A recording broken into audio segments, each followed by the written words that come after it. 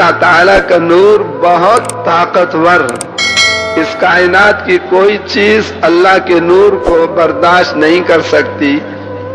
طاقتور سے طاقتور فولاد بھی اللہ کے نور کو برداشت نہیں کر سکتا. مضبوط سے مضبوط پہاڑ بھی اللہ کے نور کو برداشت نہیں کر سکتا. صرف ایک انسان کا دل ایسا ہے جس میں اللہ کا نور سما سکتا ہے.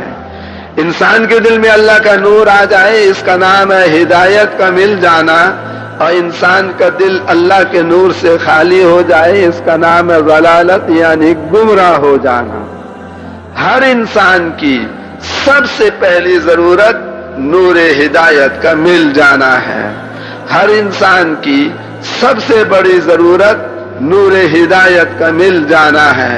اس لیے قرآن مجید میں اللہ تعالیٰ نے بہت سی دعاؤں کو ذکر فرمایا ہے، لیکن سب سے پہلے اللہ تعالیٰ نے ہدایت کی دعا کو ذکر فرمایا ہے.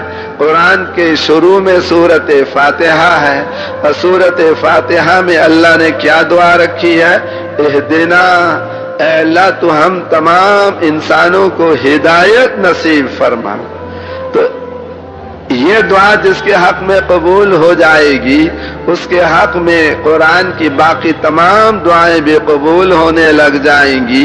اور جس کے حق میں پہلی دعا قبول نہ ہوئی اور اس کو نور ہدایت نہ ملا، اس کے حق میں قرآن کی باقی دعاؤں میں سے کوئی دعا قبول نہیں ہوگی. یہ ہدایت کا مل جانا ہر انسان کی پہلی ضرورت ہے اور سب سے بڑی ضرورت ہے.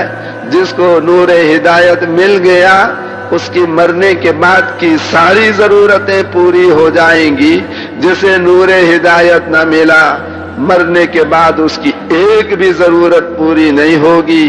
ایسا انسان جس کا دل اللہ کے نور سے خالی ہوگا، ایسا انسان دوزخ میں ڈالا جائے گا، اور دوزخ میں اسے ہزاروں سال گزر جائیں گے، ایک گھونٹ پانی پینے کو نہیں ملے گا. لاکھوں سال گزر جائیں گے، ایک لقمہ کھانے کو نصیب نہیں ہوگا. اور کروڑوں سال دوزخ میں گزر جائیں گے، ایک منٹ کا آرام کرنا اسے نصیب نہیں ہوگا. اس لیے ہر انسان کی سب سے پہلی ضرورت اور سب سے بڑی ضرورت نور ہدایت کا مل جانا ہے. دلوں میں ہدایت کا نور ڈالنا اور دلوں میں سے ہدایت کا نور نکال لینا، یہ ایک اللہ کا کام ہے. اللہ ہدایت دینا چاہے تو اللہ تعالیٰ نے فرعون کی بیوی حضرت آسیہ کو ہدایت دے دی، اور اللہ تعالیٰ ہدایت نہ دینا چاہے تو اللہ تعالیٰ نے حضرت نوح علیہ السلام کی بیوی کو ہدایت نہیں دی. نبیوں کی بیوی کو ہدایت نہ دے، اور جو سب سے بڑا دوزخی ہے فرعون، اللہ اس کی بیوی کو ہدایت دے. یہ اللہ نے دکھایا کہ ہدایت دینا نہ دینا اللہ کا کام ہے.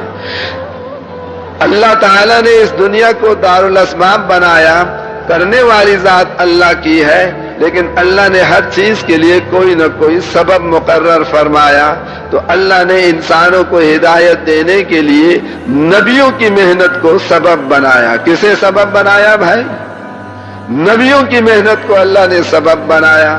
جب اللہ تعالیٰ کسی قوم کو ہدایت سے نوازنا چاہتے تو ہدایت کی محنت دے کر اس قوم میں نبی کو بھیج دیتے.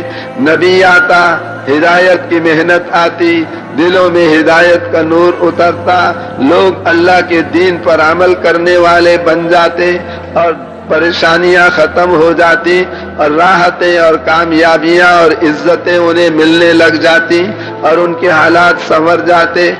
نبی چلا جاتا، ہدایت کی محنت بھی چلی جاتی، دلوں میں سے ہدایت نکلنے لگتی. اللہ اسی قوم میں دوسرا نبی بھیج دیا کرتے. کلما ہلک نبی خلفہ نبی، ایک نبی چلا جاتا ہے ایک قوم میں سے تو اللہ تعالیٰ اسی قوم میں دوسرا نبی بھیج دیا کرتے. ہر قوم کا الگ الگ نبی ہوتا. وَلِكُلِّ قَوْمٍ هَادٍ، 5 قومیں دنیا میں ہوتی تو 5 نبی، اور 10 قومیں دنیا میں ہوتی تو 10 نبی، 50 قومیں دنیا میں ہوتی تو 50 نبی. اور ہر قوم کے اندر نبی کے بعد دوسرا نبی، نبی کے بعد دوسرا نبی، تو یوں ہی سلسلہ چلتا رہا یہاں تک کہ 1,24,000 انبیاء علیہ السلام دنیا میں اللہ نے بھیجے، اور آخر میں اللہ تعالیٰ نے حضرت محمد صلی اللہ علیہ وسلم کو بھیجا، اور آپ کو بھیج کر اللہ تعالیٰ نے 2 بڑی تبدیلیاں فرمائیں۔ ایک تو اللہ تعالیٰ نے یہ تبدیلی فرمائی کہ اللہ نے فیصلہ کر دیا کہ حضرت محمد صلی اللہ علیہ وسلم ہے تو قبیلہ قریش میں سے، لیکن نبی صرف قوم قریش کے لیے نہیں ہے، بلکہ اللہ نے آپ کو تمام دنیا کے تمام انسانوں کے لیے نبی بنا کر بھیجا۔ وَمَا أَرْسَلْنَاكَ إِلَّا كَافَّةً لِلنَّاسِ بَشِيرًا وَنَذِيرًا۔ اور دوسری تبدیلی اللہ تعالیٰ نے یہ فرمائی، پہلے تو نبی کے جانے کے بعد اللہ دوسرا نبی بھیجتے تھے، اب اللہ تعالیٰ نے فیصلہ کیا کہ حضرت محمد صلی اللہ علیہ وسلم کے بعد کسی کو نبوت نہیں دی جائے گی، اب حضور کی نبوت قیامت کے دن تک کے لیے قائم کر دی گئی ہے۔ آپ ساری دنیا کے انسانوں کے لیے نبی، قیامت تک کے زمانوں کے لیے نبی۔ تو اس وجہ سے اللہ تعالیٰ نے اپنی ترتیب بدل دی، کیونکہ حضور صلی اللہ علیہ وسلم کو اللہ تعالیٰ نے تمام نبیوں کے لیے امام بنایا، آپ کو تمام نبیوں کے لیے نبی بنایا، اور اللہ نے آپ کو تمام نبیوں کا سردار بنایا۔